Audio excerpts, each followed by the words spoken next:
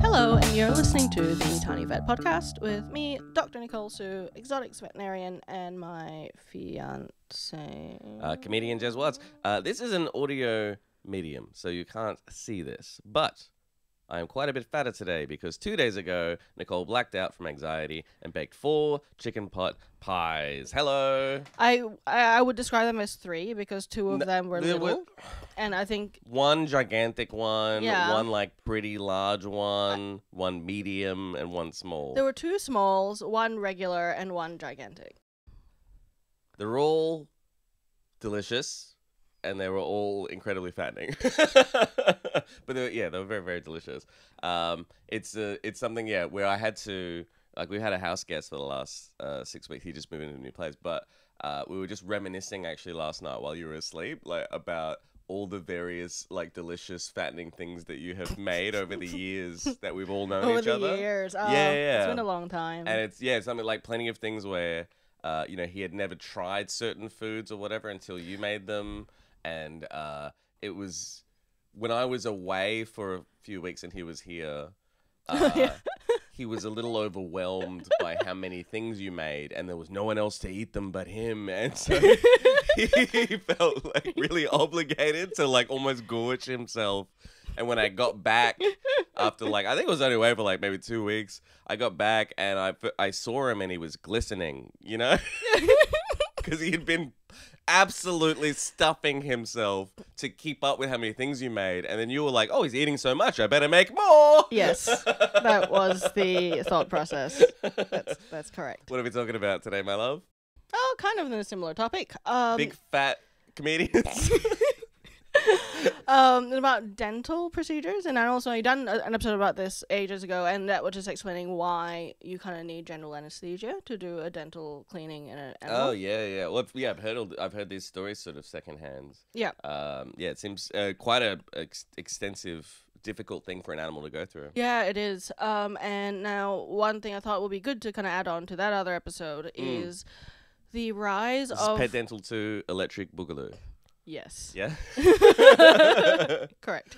And that you'll see some people going, oh, we provide anesthesia-free dental procedures. Oh no. And why this is a horrible sham. Well, do they use Reiki or crystals? Well, no, none of that. They essentially... How do they get the animal to be not incredibly unhappy with this? They don't. The animal's just incredibly unhappy. Yeah. And because the animal's like, then they can't do a proper job. So what these anesthesia-free dentals do is that they only do the tartar. So they do the scraping off of the tartar. Right. So for humans, you know when you get that weird vibrating thingy in your mouth? Yeah, sure. And then it like pokes your gums and stuff. Mm-hmm. So that's what the tartar removal is. But if everyone that's had a dental cleaning cast your mind back, that's not the only step of the dental procedure. After that, you get the polishing thing. Right. That like... buffs out your teeth and everything. And that part isn't just aesthetics. That's really important. So that like smooths it, right? Yeah. And so that's like less tartar build-up. Yeah. So let's say if you just do the tartar cleaning. Oh, sorry, the audience can't see, but I looked very proud of myself just You then did. for knowing Incredibly smug. what was involved in it. And then I felt stupid for feeling proud. Incredibly smug face. I just got there. Sorry, go on. I did the look and then you reacted to the look and I was like, oh, they have to hear about that. Anyway, please go on. But yeah, so the tartar, you can't just do the tartar part because it creates just little scratches in the tooth. Sure. As you remove the tartar, there's no way to get it out without doing that. So like anesthetic-free dentals are like less thorough and I would imagine more upsetting. And it just makes the problem worse over time because you Yeah. just create lots of lovely little scratches in the enamel for bacteria to hide in and for Yeah. more tartar to build up long term. Right. I can see why people go, oh, it must be the same thing, but it's not. Yeah, sure. And I guess the appeal makes sense as well because it's like, Of course. 2% of all complications are anesthetic Of course. related. Yeah. So you go, oh, great, this is actually less risk, but it's you might as well creating a bigger problem. Yeah, you might as well don't do it then. Yeah, right. Yeah. But there's lots of great ways to get around having your pet needing to have a regular dental procedure. Wooden teeth? No. All right, I'm trying to think how would you get around it? You can brush your teeth. you can train your pets to have their teeth brushed. It's actually not too hard because most pet toothpaste, they're like chicken or whatever flavored.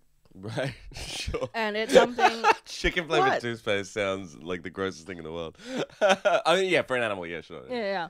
But it's really good because, and I tell people every time they get a new puppy, I'm like, hey, now is the time to teach them to accept their teeth being brushed. Yes, their teeth probably don't need to be brushed now. Yeah. Because, they probably still have their milk teeth are going to fall out later. This is like the same thing like with syringe training and whatnot. Yeah, like, absolutely. If you do this like super early... then the animal's not going to consider it to be an impotent. They're like, it's just normal. Yeah, this is something that happens. This is a thing that happens in my life. And it's not painful, and it's not scary, and it's fine. So how regularly do you brush an animal's teeth? Is that every night? That would be great if you can. Really? Yeah. Wow. Every other day is okay as well, but pretty much as often as you're able to. Right. I don't think more than once a day really is necessary. Yeah, okay.